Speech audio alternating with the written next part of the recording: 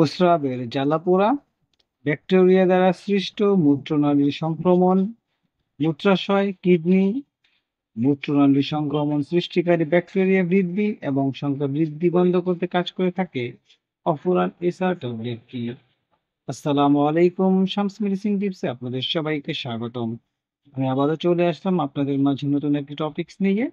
আজকে আমার টপিকস হচ্ছে অফুরান এসআর ট্যাবলেট, যার জেনেরিক হচ্ছে নাইট্রোফিউরান ক্রিম 100 mg। এই ট্যাবলেটটি আমাদের ব্যাকটেরিয়া দ্বারা সৃষ্ট মূত্রনালীর সংক্রমণ, প্রস্রাবের জ্বালাপোড়া এবং ব্যাকটেরিয়া বৃদ্ধি বন্ধ করতে দ্রুত কাজ করে থাকে অফুরানেসার ট্যাবলেটটি। সুতরাং টপিকটি শুরু করার পূর্বে আপনাদের কাছে আমার অনুরোধ, প্লিজ চ্যানেলটি সাবস্ক্রাইব করুন এবং ভিডিওটি আপনার টাইমলাইন থেকে শেয়ার করে দিন। যারা অলরেডি আমার চ্যানেলটি দেশ এবং প্রবাস থেকে সাবস্ক্রাইব করেছেন তাদেরকে অসংখ্য ধন্যবাদ। যারা এখনো সাবস্ক্রাইব করেননি প্লিজ বন্ধুরা চ্যানেলটি সাবস্ক্রাইব করুন। এর ফলে হয়তো আপনি উপকৃত হতে পারেন, অথবা আপনার প্রিয় মানুষ যারা এই ধরনের সমস্যায় ভুগছে তাদের উপকারে আসতে পারে। চলুন বন্ধুরা আমরা চলে যাই আমাদের মেন টপিকসে। অফুরানেসার একটি টেকসই মুক্ত ট্যাবলেট যার সক্রিয় উপাদান হিসেবে রয়েছে নাইট্রোফিউরানটুয়াইন। এটি একটি অ্যান্টিবায়োটিক ওষুধ যা মূলত ব্যাকটেরিয়া দ্বারা সৃষ্ট মূত্রনালী সংক্রমণ, ইউটিআইএস এর চিকিৎসা এবং প্রতিরোধের জন্য ব্যবহার করা হয়। মূত্রাশয়, কিডনি বা মূত্রনালী সংক্রমণ সৃষ্টিকারী ব্যাকটেরিয়া বৃদ্ধি এবং সংখ্যা বৃদ্ধি বন্ধ করতে কাজ করে। অপরানেসারের শব্দটির অর্থ হলো টেকসই মুক্তি। যার অর্থ এই ওষুধটি দীর্ঘ সময় ধরে এর প্রভাব বজায় রাখার জন্য ধীরে ধীরে শরীরে নির্গত হয়। এই পর্যায়ে বন্ধুরা আমরা জানবো যে এই অপুরান এসার ট্যাবলেট কোন কোন ক্ষেত্রে ব্যবহার করা হয়। প্রথমে রয়েছে মূত্রনালী সংক্রমণ। যদি মূত্রনালী ব্যাকটেরিয়া সংক্রমণ হয় সেই ক্ষেত্রে এই ট্যাবলেটটি বৃদ্ধি অর্থাৎ সংক্রমণ কমাতে খুব দ্রুত কাজ করে থাকে। পুনরাবৃত্তি ইউআইটি প্রতিরোধ, প্রস্রাবের সংক্রমণের ক্ষেত্রে দীর্ঘমেয়াদী প্রতিরোধের জন্য এটি কম মাত্রায় ব্যবহার করা যেতে পারে। অর্থাৎ যাদের পুনরাবৃত্তি অর্থাৎ ইউটিআই সমস্যা রয়েছে এর প্রতিরোধে এটি খুব দ্রুত কাজ করে। অস্ত্রোপচারের পরে প্রস্রাবের সংক্রমণ, কখনো কখনো মূত্রনালীর ক্যাথটারাইজেশন বা অস্ত্রোপচারের পরে মূত্রনালী ব্যাকটেরিয়া বৃদ্ধি রোধ করার জন্য অফুরান এসার ট্যাবলেটটি ব্যবহার করা হয়। অর্থাৎ মূলত যে আমাদের যে মূত্রনালী বিভিন্ন সংক্রমণ রয়েছে, যেটা সাধারণ মেডিসিনে কাজ করে না, সেই ক্ষেত্রে এই ধরনের সংক্রমণ হলে অফুরান এসার ট্যাবলেটটি খুব দ্রুত কাজ করে থাকবে। এই পর্যায়ে বন্ধুরা আমরা জানবো যে অফুরান এসার ট্যাবলেটটি কিভাবে কাজ করে। অফুরানেসারের সক্রিয় উপাদান আমরা আগে বলেছি নাইট্রোফুরানটুইন একটি ব্যাকটেরিয়া ঘটিত এজেন্ট হিসেবে কাজ করে। এটি কেবল ব্যাকটেরিয়াগুলির বৃদ্ধি বন্ধ করার পরিবর্তে ব্যাকটেরিয়াকে মেরে ফেলে। একবার শোষিত হয়ে গেলে ওষুধটি প্রস্রাবে ঘনীভূত হয়, যেখানে এটি শক্তি উৎপাদন এবং কোষপ্রাচীর সংশ্লেষণে জড়িত ব্যাকটেরিয়া এনজাইমগুলিকে হস্তক্ষেপ করে। ফলস্বরূপ ব্যাকটেরিয়া বেঁচে থাকতে বা সংখ্যা বৃদ্ধি করতে পারে না এবং মূত্রনালীর সংক্রমণ মূত্রনালীর বাহিরে সংক্রমণের জন্য কার্যকর নয়, যেমন রক্তপ্রবাহ ছড়িয়ে পড়া, কিডনি সংক্রমণ।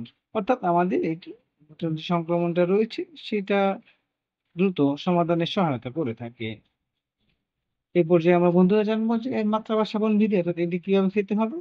সাধারণ ডোজ একটি অফুরানেসা ট্যাবলেট 100 মিলিগ্রাম প্রতি দুবার সাধারণত খাবারের সাথে বা দুধের সাথে খেলে ভালো হয়, কারণ দুধের সাথে খেলে পেটের জ্বালা কমাতে সাহায্য করে। চিকিৎসা সময়কাল অর্থাৎ আপনি এটি কতদিন খাবেন। সাধারণত জটিল সংক্রমণের জন্য 5 থেকে 7 দিন, তবে সংক্রমণের তীব্রতা নির্ভর করে ডাক্তার চিকিৎসা সময়কাল বাড়িয়ে দিতে পারেন। কিন্তু সাধারণ সময়কাল হচ্ছে 5 থেকে 7 দিন এবং দিনে 2 বার। ট্যাবলেটটি আপনাকে পানি দিয়ে গিলে ফেলতে হবে, কোনোভাবে চাবিয়ে বা চিবিয়ে খাওয়া যাবে না, এবং কারণ এটি ধীর গতিতে এবং দীর্ঘশ্বাসে নির্গত করার জন্য। অর্থাৎ আপনাকে এই ট্যাবলেটটি পানি দিয়ে গিলে ফেলতে হবে।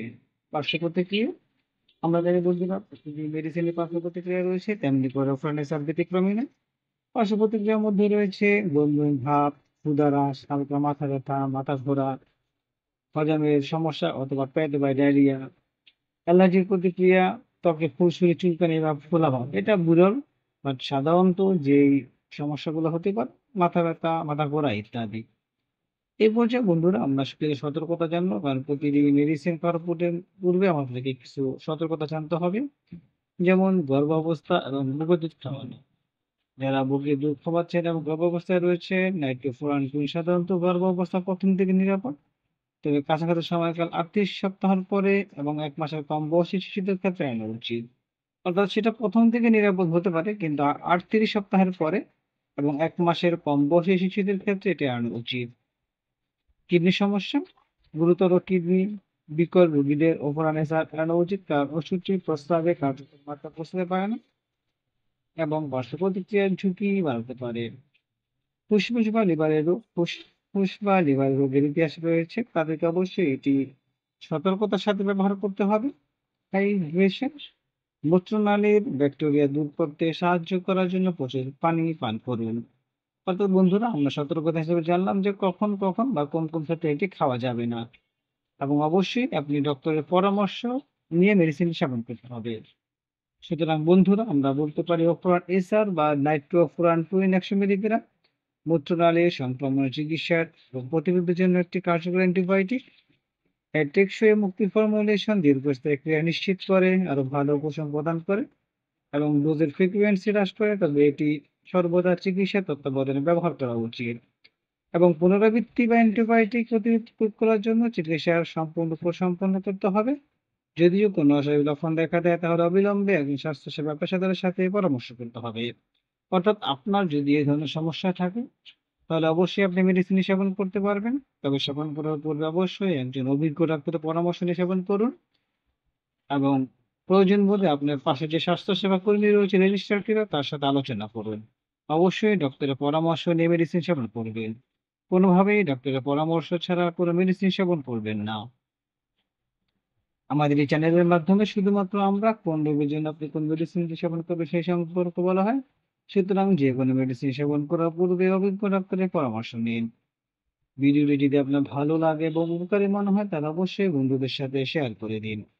আবারও বলছি বন্ধুরা, প্লিজ চ্যানেলটি সাবস্ক্রাইব করুন এবং ভিডিওটি আপনার টাইমলাইন থেকে শেয়ার করে দিন।